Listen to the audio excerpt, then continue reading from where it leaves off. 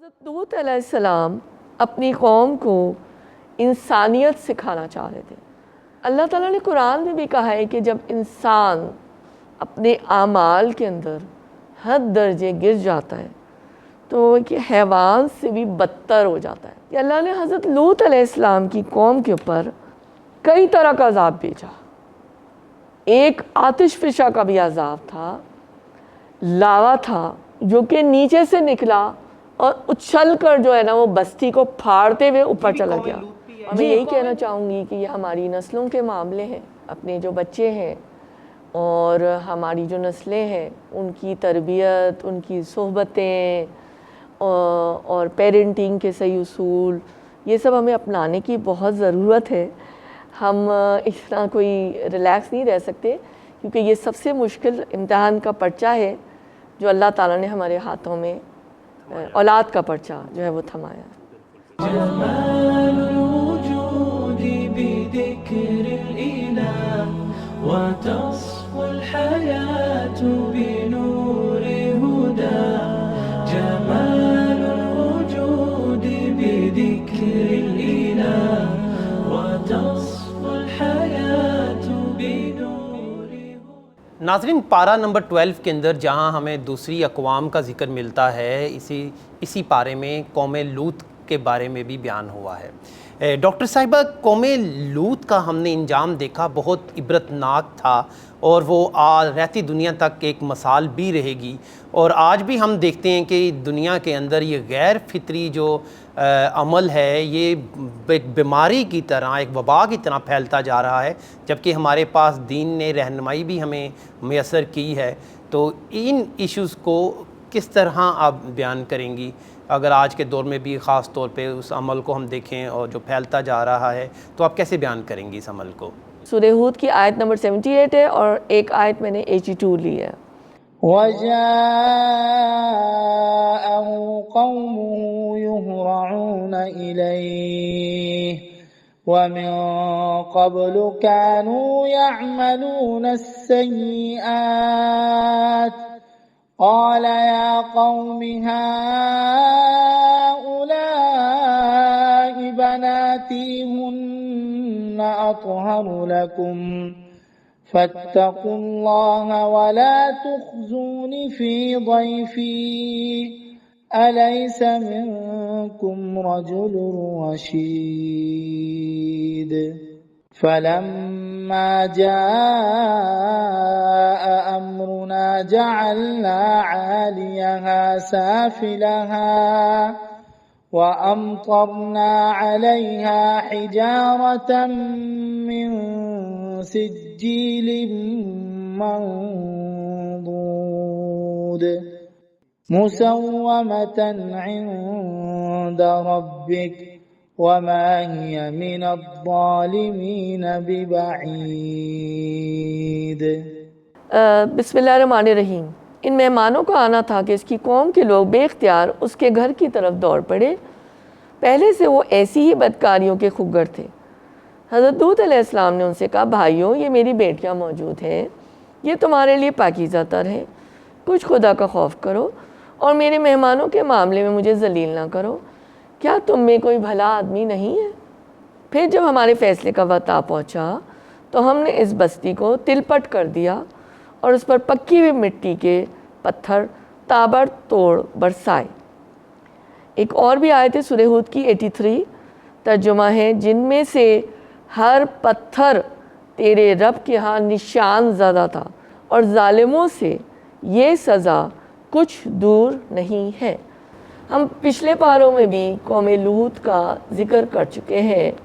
ابھی جو ہم اس ایپیسوڈ کے اندر مزید انبیاء کا ذکر اور ان کی قوموں کا ذکر کر چکے اور وہ کون سے گناہوں میں ملوث تھے، اور یہ آگے بھی ابھی ذکر آئے گا مزید حضرت شعیب علیہ السلام وغیرہ کا۔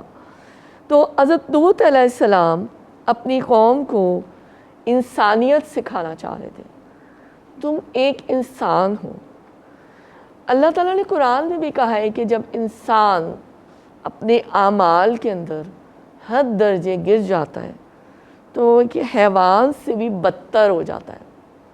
اسفل السافلین تو خیر मुनाफिकों के लिए आया है, लेकिन फिर वो इंसान भी नहीं रहता और वो हैवानों से भी गिर जाता गिर है। जाता है।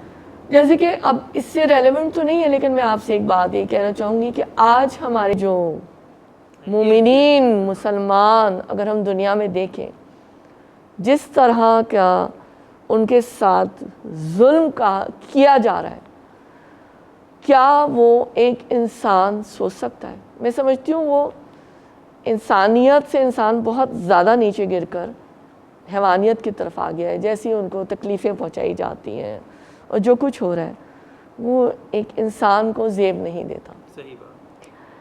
तो हम जानते हैं कहाँ कहाँ पे जुल्म हो रहे हैं और क्या कुछ हो रहा है। ये जो कौम थी, ये फितरत से हटकर चंद सालों से तो दोबारा इसका ज़िक्र आ गया है और हमारे मुल्कों में भी ये ज़िक्र आ रहा है। LGBTQ का एक एजेंडा है जो कि अब मुस्लिम कंट्रीज़ में भी बाकायदा प्लानिंग के ज़रिए से, फंडिंग के ज़रिए से पहुंचाया गया है और बहुत सारे लोग नाम बदल बदल के बहुत ही आराम से इस काम को कर रहे हैं।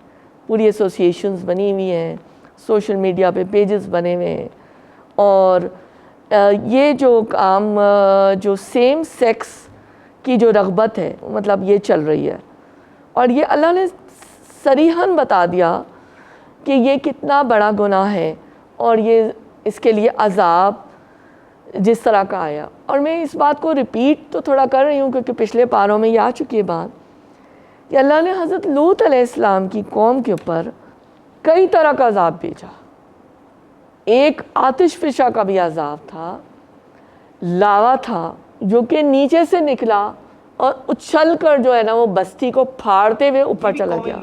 जी, कौम लूत पे 3-4 तरीके के अज़ाब आए।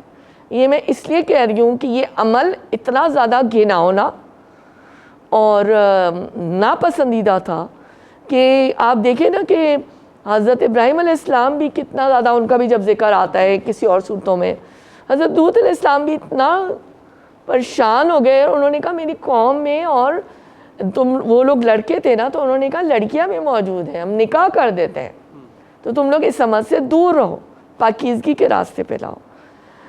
फिर आप देखिए कि इस बस्ती को पूरा तिलपट कर दिया गया। तिलपट कर पर फिर निशान ज़दा पत्थर, हम असाब फ़ील का वाक़या सुनते हैं, असाब फ़ील कैसे पत्थर आए, कैसी अबाबीलें आईं। यहाँ पे आप देखिए कि ऐसा पथराव हुआ जो कि सील लगा के अल्लाह ने भेजा। अल्लाह का गज़ब देखें, और वो पथराव उन लोगों के ऊपर वो भी हुआ। अज़ाब की इतनी सूरतें थीं कि उनका जो नामो निशान तक जो है ना वो मिटा दिया गया।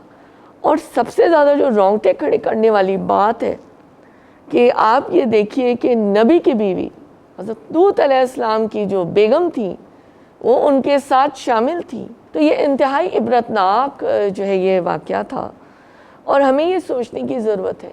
अल्लाह ताला ने इतना खोल खोल कर दिखा दिया, तो ये कितना ज़्यादा यानी सरीहन अज़ाब की तरफ ये जो आदात है, ये जो गलत सोबतें हैं ये ले जाती है। तो अपने आप को दुरुस्त करने की और अपनी इस्लाह करने की ज़रूरत है। हदीस में आप देखिए जामे तिरमिज़ी 1457 हज़रत जाबर रज़ी अल्लाह ताला अन्हु कहते हैं कि रसूलुल्लाह सल्लल्लाहु अलैहि वसल्लम ने फरमाया, मुझे अपनी उम्मत के बारे में जिस चीज़ का सबसे ज़्यादा खौफ है वो कौम लूत का अमल है। अल्लाह ताला ने अपने पैगंबर के ज़रिए हमें भी ये बारावर करवाया है कि इन गैर फितरी कामों से हम घनौने जराइम से, घनौने जुर्म से परे रहें ताकि ये ना हो कि हम भी अज़ाब के मुस्तहक ठहरें। तो अमली यही कि अल्लाह के हुक्म की नाफरमानी जो है उस पर अज़ाब आना है। और मैं यही कहना चाहूँगी कि ये हमारी नस्लों के मामले हैं, अपने जो बच्चे हैं और हमारी जो नस्लें हैं उनकी तरबियत, उनकी सोहबतें और पेरेंटिंग के सही उसूल, ये सब हमें अपनाने की बहुत ज़रूरत है। हम इस तरह कोई रिलैक्स नहीं रह सकते क्योंकि ये सबसे मुश्किल इम्तिहान का पर्चा है जो अल्लाह ताला ने हमारे हाथों में औलाद का पर्चा जो है वो थमाया है, और इसमें हमें मेरे ख़्याल में A+ लेने की ज़रूरत है। बिल्कुल सही फरमाया आपने।